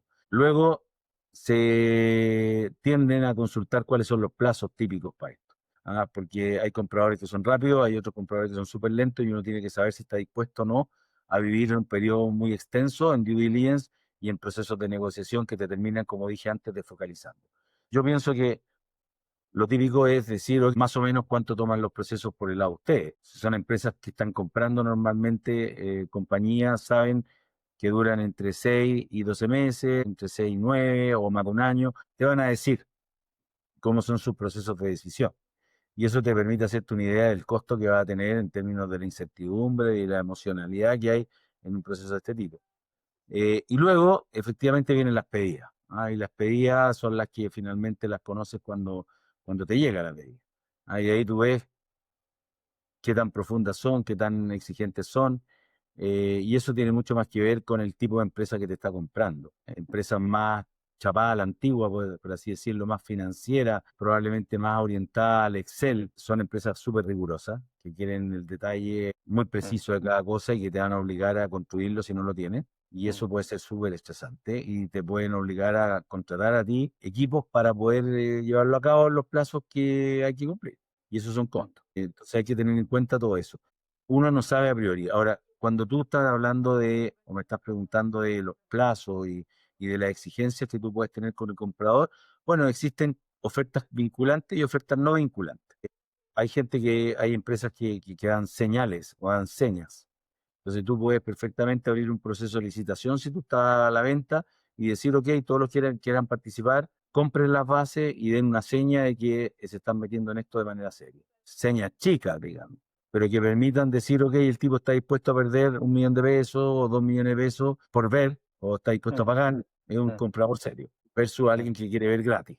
Entonces, hay distintas maneras. O cuando llegan a presentar la oferta, tú dices, ok, la oferta quiero que sea vinculante. O sea, si tú te echas para atrás por la oferta, me tienes que indemnizar por lo menos por los costos que a mí me significó el proceso, inventando, $200.000. Si vayan de una empresa en 15 millones de dólares, $200.000 te va a costar esto si tú después no pagáis o decides no ir. Y ahí tú le pides una oferta vinculante. En la medida que tú pones más trabas, va a ser más difícil avanzar, pues, evidentemente. O sea, si yo le pido una seña por ver o un pago por las bases, van a entrar menos. Si yo le digo la oferta tiene que ser vinculante, probablemente el tipo te va a negociar eso o no va a querer ir. Claro, en la medida que tú pones más rigideces también, tienes menos oportunidades del otro lado. Entonces ahí va a depender un poco qué tan necesitado estés de vender, qué tan dispuesto estés en correr el riesgo, y eso ya es absolutamente decisión de cada uno, porque uno puede colocar condiciones y ahí veremos si se las aceptan o no. Pero hay de todo, hay de todo. Y el jugoso precio. ¿En qué minuto hay más claridad de por dónde va, quién pone el precio, cómo se va negociando ese precio? ¿Cómo fue en tu caso el proceso? En nuestro caso lo pusimos nosotros. Nosotros dijimos magnitudes. Nosotros creemos que esto vale entre tanto y tanto. Y si ellos deciden entrar en el juego, ya hay un anclaje. Hay un anclaje que no necesariamente lo van a respetar, siempre van a intentar bajarlo, porque van a encontrar miles de razones para bajarlo. Van a decir, mire, es que la data que tú decías que tenía en realidad no era tan trazable como el ejemplo que yo puse, entonces eso me pone riesgo a mí, entonces el riesgo se valoriza, etcétera, ¿no? Entonces, siempre van a encontrar, y el proceso de due diligence, una de las gracias que tiene para el comprador es que es un proceso que le ayuda a bajar precios. Entonces tú tienes que entender de que cualquier anclaje que tenga en el proceso de due diligence, lo más probable es que baje. Entonces eso ya te lleva automáticamente a tratar de ponerte en las cotas superiores o en precios más elevados para llegar a los precios de reserva que se llaman, que son los precios más baratos los cuales tú estás dispuesto a vender. Si tú dices, mira, a mí me encantaría vender en 15, pero estoy dispuesto a vender en 10, entonces a lo mejor parte con 18, por lo más probable es que te lo bajen a 12 y vaya a estar dentro de tus márgenes. Entonces hay un juego ahí de póker que tiene que ver con valorizaciones esperadas, precios de reserva, con valores de sinergia que muchas veces tú no conoces y que son los valores que le dan los demás a tu empresa y que tú nunca vas a saber, nunca te van a decir. ¿Y tú cómo dijiste, esta es mi banda? ¿Cómo pusiste ese precio? Mira, tú mejor que nadie conoces tu empresa, sabes los potenciales que tiene, el momento en que se encuentra, si es que una empresa madura o no madura. Si tú estás con una empresa que ya tiene su madurez en el mercado y además ves amenazas de por medio, porque va a entrar un nuevo player como Google, y tú dices, bueno, Google me va a destruir el negocio en vez de amplificármelo, por ejemplo, si es tu visión, y además tú estás ya 20 años en el negocio, y además estás cansado, tenías una predisposición distinta en donde van a ser más que nada multiplicadores, en donde tú vas a decir, mira, por empresas maduras, en esta etapa se paga, te estoy inventando, 3 veces, 4 veces ingreso recurrente anual, bueno, tú podrás apostar a lo mejor sacarle 4,5, a sacarle 5, pero no a sacarle 10. ¿Te fijas? Entonces apuntáis a números razonables que el mercado y la industria conoce y que normalmente no te los van a discutir mucho, te los van a tratar de bajar, pero no te los van a discutir mucho porque son múltiplos conocidos. Y existen hoy día plataformas en las cuales tú te metes y puedes ver en cuánto se han vendido las empresas del mismo tipo en los últimos años, quiénes las han comprado y podéis sacar promedio de ellas. Así que son cosas conocidas. Distinto es cuando tú estás en una startup con una tecnología súper disruptiva, que nadie sabe para dónde va, creciendo a tasas brutales de 15% al mes, donde ya ahí la cosa puede ser cualquier cosa. Un número que sea, no sé, 20 veces ARR y otro le podrá meter 40 y podéis discutir 1000 horas de si es 40 o es 20 y nadie te puede garantizar eso porque es muy complejo de ver. Y ahí viene como la oportunidad de valorizar muy caro, ¿no? Pero es también lo que ocurrió con la última ajuste que hubo hace 3 años o 2 años, 22, 21, 23, en donde vino un ajuste tremendo porque los múltiplos estaban absolutamente irracionales y todo el mundo se dio cuenta que no daban por ningún lado. Entonces también pasa eso. Y depende del momento. De nuevo estamos volviendo a tener flujos de capital de riesgo. Yo creo que de nuevo hay apetito por eso. Yo creo que de nuevo hay oportunidades de money, están apareciendo harto en la prensa en las últimas semanas y siento que de nuevo vamos a entrar en el ciclo de crecimiento y de oportunidades de inversión y de Oye, ¿y venta. cómo fue ese fin de año, ese último día del año donde cerraste la venta? ¿Ahí teníais un deadline fijado por contrato, una cosa así? ¿O Nosotros cómo lo era? pusimos. Nosotros lo Ustedes le pusimos. pusieron. Sí, porque el tema se estaba extendiendo mucho y por el lado de ellos, la verdad es que la cosa podría haber pasado al 2017. Nosotros decidimos que no estábamos disponibles y les pusimos un deadline. Le dijimos, mira, hasta esta fecha nosotros estamos disponibles para vender, después de esto no estamos disponibles para vender. Fue también un juego de póker ahí, ¿no? Nosotros teníamos conversaciones abiertas con otras empresas, una de ellas competidora. Entonces yo creo que eso también permitió acelerar ese proceso al final y poner el deadline, porque habían otras conversaciones potencialmente riesgosas para el comprador, quien ya había internalizado la compra. O sea, el comprador nuestro ya de alguna manera nos había manifestado que ya estaba ahí, con los meses que llevaba mirando. Entonces, nos aprovechamos también un poco de eso para decirle, ok, está ahí, entonces apuremos el tranco porque nosotros no estamos tan disponibles para seguir el año que viene. Había cambios tributarios de por medio, ¿ah? Ojo. También venían cambios tributarios que generaban incertidumbre en los impuestos que habían que pagar. Se te enredaba todo el mundo. Entonces pusimos ahí un deadline, digamos, y lo cumplimos. ¿Cómo fue esa noche? Oye, no, cómo fue la vuelta de la oficina de los abogados cuando iba de vuelta en el auto. Mi señora socia mía en varias sociedades que también participaban ahí, entonces ella estaba presente. Fue una cosa increíble, o sea, impresionante. No te la podéis creer, o sea, fue un año nuevo lindo. Pero el día 2 o el 3, no me acuerdo cuál fue el primer día hábil del año 2017, si fue 2 o 3, fue horrible. ¿Por qué? Fue horrible porque empezó el proceso de integración, o sea, empezamos al ritmo del comprador, ya tenía jefe, fue horrible, había un plan de trabajo exhaustivo así, pero tremendo, ya no podía manejar mi vida, O sea, tú vendiste 60%, ir a mirar el cheque en realidad para poder bajar la ansiedad. vendiste 60% y dejaste un 40% para una segunda etapa. Sí. ¿Cómo fue ese proceso de la segunda etapa? O sea, el proceso de convivencia fue muy duro. El proceso de convivencia con el comprador, donde yo era parte de esta nueva empresa, fue muy duro, fue muy desafiante. Fue desafiante en lo personal, en lo profesional. Fue de grande aprendizaje. Hoy día lo miro en retrospectiva, lo agradezco, pero lo pasé mal, emocionalmente ¿Qué fue desgastante. lo más difícil?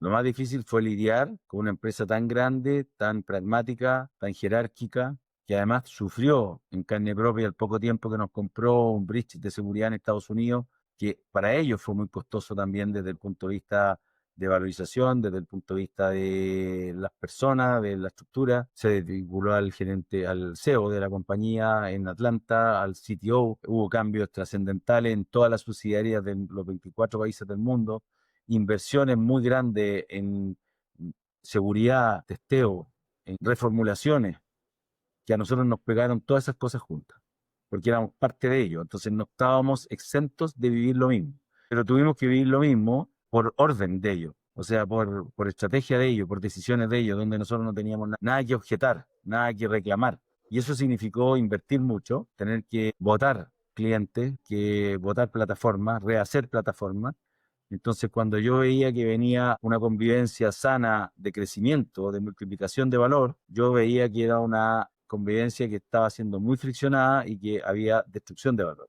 o al menos de sangre económico de parte nuestra. Y eso fue muy doloroso vivirlo, muy doloroso. Más te castigaba, me imagino, el 40% restante que estaba pendiente. O sea, el 40% estaba a plazos más largos, entonces yo tenía la esperanza que lográramos no afectarlo, pero sí había inversión del 40% del patrimonio que nosotros controlábamos, donde había que, si él ponía 6 pesos, nosotros teníamos que poner 4. Por ejemplo, estoy inventando, va a desarrollar mejoras en la plataforma que permitieran llegar a los estándares que ellos habían definido como aceptables. Entonces, un poco te decían, ok, Roberto, hay que gastar $100.000, ponte con los 40.000, porque hay que hacerlo, no más porque yo definí que había que hacerlo. Y yo, pero es que yo no necesito hacerlo, porque a mí mis clientes no me exigen este estándar, me exigen este otro. ¿Por qué voy a gastar esta plata? Entonces, porque eres parte mía y yo controlo. Es como, no, güey, Claro, y si no, ¿cómo funcionaría en no, el no, caso que no, tú no metís? no te diluido, lo tenéis que hacer, si yo mando, yo Claro, decido, yo soy el dueño. qué difícil. Bueno, ¿y qué aprendiste? ¿Qué hubiese hecho distinto, weón, mirando ahora para atrás con más canas? Ese es mi tercer libro, querido Javier. Ese es mi tercer libro. Mi tercer libro nace a partir de aquello, como una reflexión de tratar de transmitir esta experiencia que yo viví, que sí podrían haber sido distintas, como tú bien lo afirmas, que podría haber hecho distinto. Me di cuenta que sí podría haber hecho cosas distintas y expuse en el libro de qué forma podría haber hecho cosas distintas. Ahora, ¿cómo me di cuenta? No me di cuenta naturalmente, sino que me di cuenta a través de un proceso personal profundo que me llevó a hacer cambios en mi forma de pensar, en mi forma de mirarme a mí mismo, en la forma en la cual gestiono mis emociones, no dejo que me controlen. Todavía hay algunas que me sobrepasan, porque esta cuestión es bien difícil, pero hoy día las emociones las controlo yo y de alguna manera las dejo pasar cuando son emociones negativas en vez de que me perjudiquen en mi forma de actuar y y en mi salud. Estudié liderazgo, me metí en la Adolfo Ibáñez, me certifiqué como coach, aprendí, me destruyeron a mí, me coacharon a mí, me desarmaron y me volvieron a armar. Todo ese proceso fue doloroso, pero de aprendizaje infinito. Y lo agradezco. Hoy día, mirando en retrospectiva, soy otra persona, creo. Mucha ¿Qué es gente lo lo más reconoce. doloroso? Que te destruyan, pues, que te destruyan y te digan, Roberto, muy inteligente, muy capaz, muy apasionado, pero no quiero trabajar con un gallo así, pues. Un gallo Así que a como. mí no me hace bien estar al lado de él. Te fijáis, cosas de ese estilo, pues, no con las mismas palabras, pero mi coach me dijo en algún minuto, oye, para conseguir los objetivos de negocio, tú eres la mejor persona que yo podría contratar. Para armar equipo, no. Eso ¿Y es cómo duro, te llegó eso? duro. Yo tuve episodios donde lloré, digamos, en mi coaching, donde después de que me dijeron esto yo me fui a llorar. Pero no es un llorar de chuta, qué pena, qué lata, no hay nada que hacer. Es, wow, no lo había visto, tengo cosas que cambiar, mano a la obra. Y como soy yo, en toda mi vida, mano a la obra significó mano a la obra. Y puse el poncho y para adelante. Ahora siento que mi proceso es permanente porque es tan enriquecedor. El cambio fue tan profundo, tan importante, tan valioso, me significó bienestar, me significó paz interior, me significó tantas cosas, que ahora yo digo, esto hay que continuarlo, hay que seguir, esto no es un hito, esto es un proceso que espero que sea eterno. Entonces estoy muy preocupado de estas cosas y las estoy mirando. Yo lo resumo siempre en ser consciente, en ser consciente. Ese es como el cambio radical que le da la ignición a cualquier proceso, ser consciente de la necesidad de que exista el cambio. Y para eso tenéis que ser consciente de tus cosas buenas, de tus cosas malas, y ser capaz de aceptarlas nomás. Y cambiar aquellas que son posibles de cambiar. Te quiero hacer la pregunta del abogado del diablo. Esto de transformarte en un weón más humano, más conectado con las emociones, más sensible, no sé cuál es la palabra que uno usaría, Conectado con las emociones queda bien. conectado con las emociones. ¿Tú creís que si hubiese hecho ese ejercicio 20 años antes, habréis podido construir y hacer éxito con tu empresa? Qué buena tu pregunta. Me la han hecho, ¿ah? No así, pero me la han hecho. Me han dicho sí que llegó en el momento adecuado. Yo creo que todo llega en el momento adecuado. ¿Ah? Soy un creyente de que las cosas llegan en el momento que tienen que llegar. Lo que pasa es que hay ciertas situaciones que hacen que las cosas pasen. Y uno es más consciente o menos consciente de esas situaciones. Entonces, cuando tú no eres consciente o no te das cuenta que tu salud se está viendo afectada por cómo tú estás gestionando tus emociones, o lo poco conectado que estáis con las emociones, no te crees invencible Y da lo mismo el estrés que tengas, lo vayas a poder superar. Y no te das cuenta que ese estrés está perjudicando muchos ámbitos de tu vida, desde la salud física hasta las relaciones humanas, y no te das cuenta de eso, no eres consciente de eso, tú sigues actuando de la misma manera. ¿Cuándo te das cuenta? Cuando te empieza a afectar, se levanta un red light y tú dices, wow, me enfermé, wow, pasó esto otro. Y ahí es el momento. Entonces, la pregunta es, ¿qué hubiese pasado si me hubiese llegado al momento antes? Yo creo que si hubiese llegado al momento antes, yo hubiese podido vender la empresa igual, hubiese tenido un tránsito menos automático, probablemente con la misma pasión, con la misma perseverancia, con la misma inteligencia y con las mismas capacidades, no hubiesen cambiado nada, pero mi tránsito o mi forma de ver las cosas hubiese sido diferente y yo hubiese podido tomar roles más protagonistas en las cosas que me pasaron, en donde me pasaron porque yo actué de una determinada manera para que se conjugara un escenario que fue el que fue.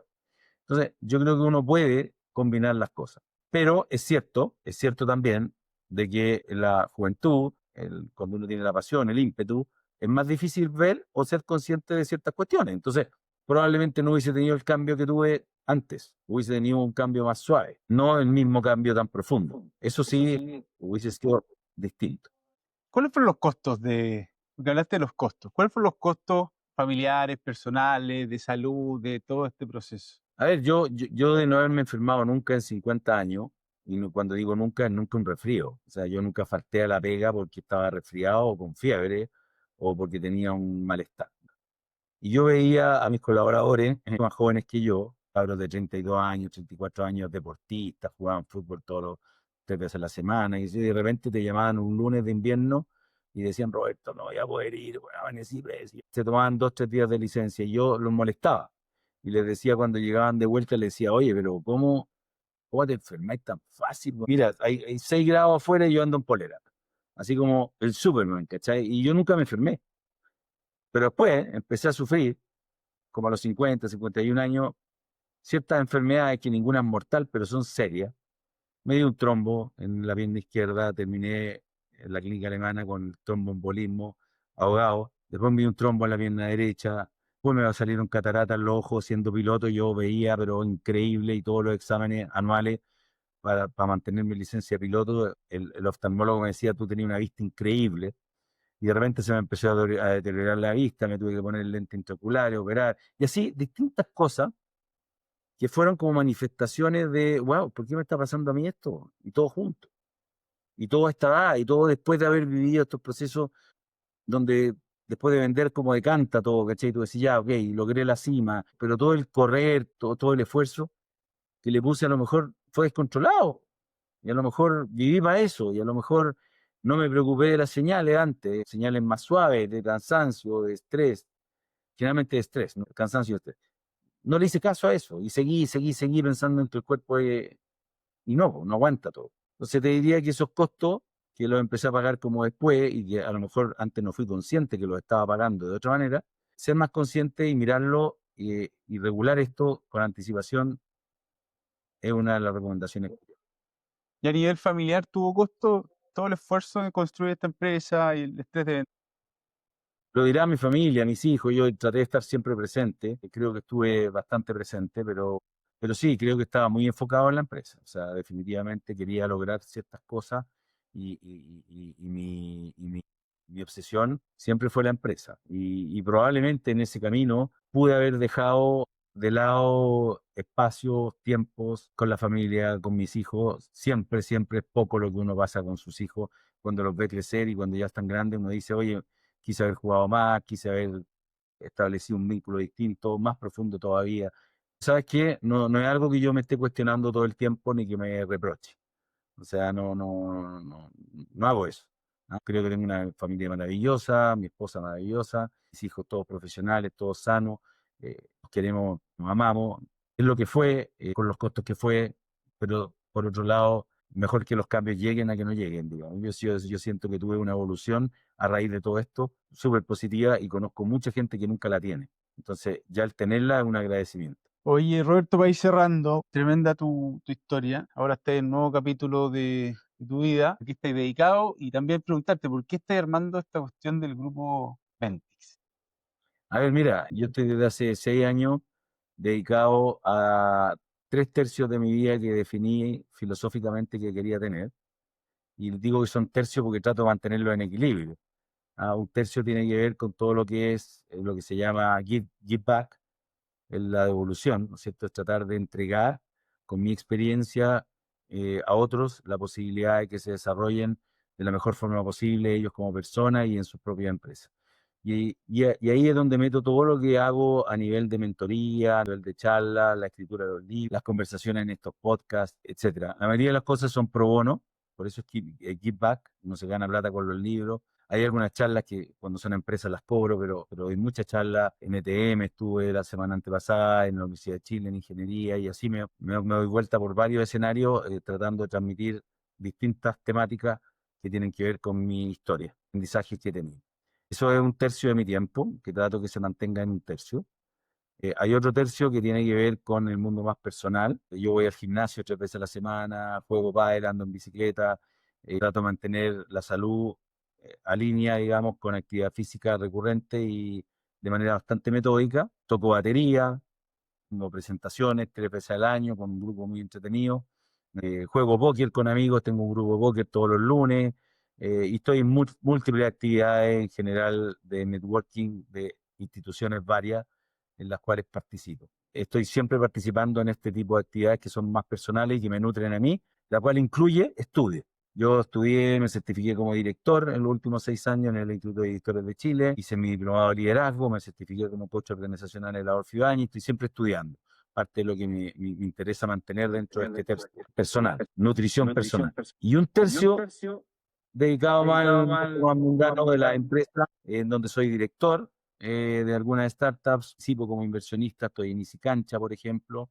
Fundé también una startup que se llama Paño hace como 4 años y estoy en comité de asesoría, la gente también me contrata, servicios de asesoría, ya sea por mi página, 1 hora o eventualmente en forma personal, como coaching y mentoría personal. Y decidí abrir también esta oportunidad para trabajar en estas mesas de trabajo peer-to-peer, que de alguna manera me habían invitado ya a participar hace bastante tiempo, había dicho que no, pero me tocó reunirme con un emprendedor que yo lo vi muy enfocado, con una historia también muy buena, que me convenció a participar en un nuevo venture en Ventix. Te felicito por ese emprendimiento a ti, Javier, porque lo estáis haciendo muy bien.